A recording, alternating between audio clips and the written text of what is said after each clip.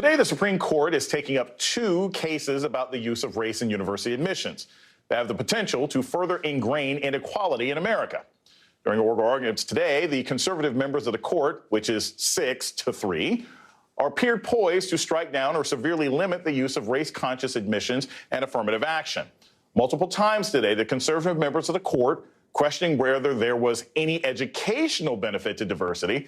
Clarence Thomas claiming that the arguments about a diverse educational experience could be used to implement segregation.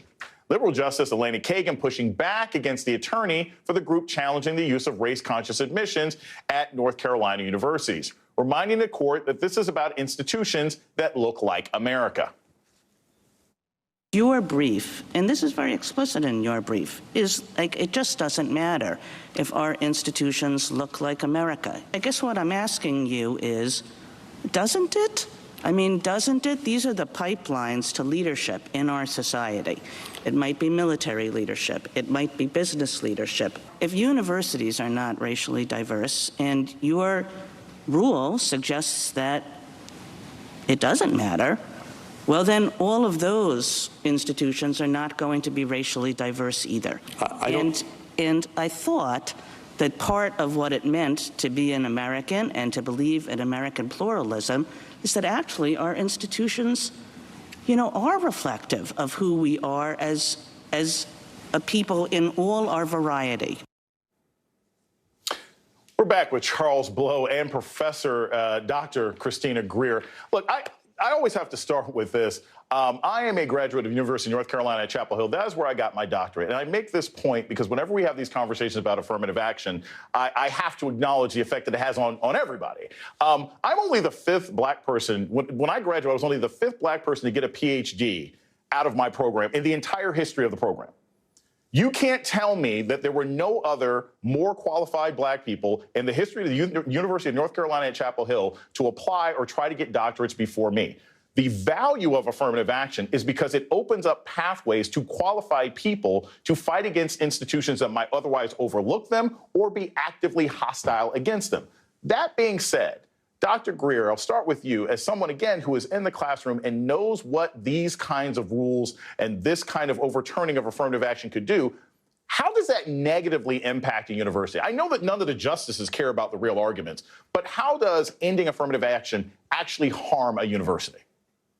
I mean, and we'll leave the pipeline conversation aside because that is crucial to the larger argument. We have to essentially play this out to the hilt. And so destroying that pipeline has severe effects in every single sector of our society. But in a university, as someone who has the privilege of teaching the youth of America on a daily basis, when you're in a classroom and you're looking out on 35 students when I teach my intro to politics classes, and they're from all over, and we have diverse class backgrounds, we've got diverse racial and ethnic backgrounds, we've got diversity when it comes to generational status. Some people are first generation, some people are third, some people are 10th. Like myself, I'm more than 10th generation American.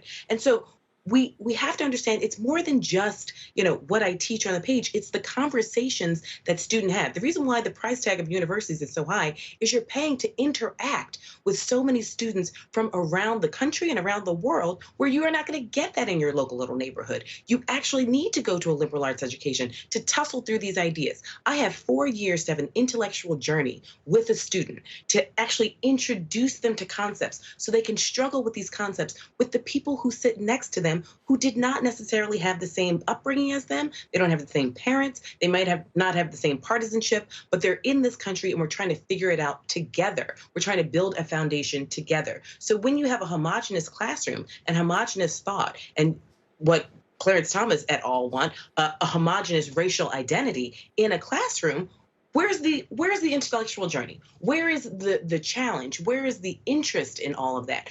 Essentially, these justices, 6 justices, are potentially saying they want the classrooms to look like what they did in the 1850s and the 1900s, where it was all men, predominantly white, and maybe a sprinkling of others. But we cannot go back. We absolutely cannot.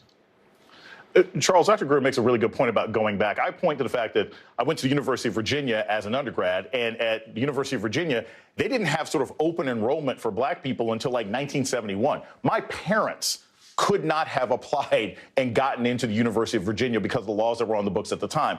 So from your perspective, what is not just the negative impact on this, but what does this also say about the legitimacy of the court? Because after this ruling, and they're going to eliminate affirmative action just like they ended abortion as we know it, which had been precedent for the last 50 years, doesn't this further erode the idea that the Supreme Court actually is adjudicating the current and existing living needs of American people? I mean, because I can't imagine anybody looking at this court with any more disdain than after they've said, we don't care what women have autonomy with their bodies, and we also don't care if people have equal opportunity to participate in higher education in America.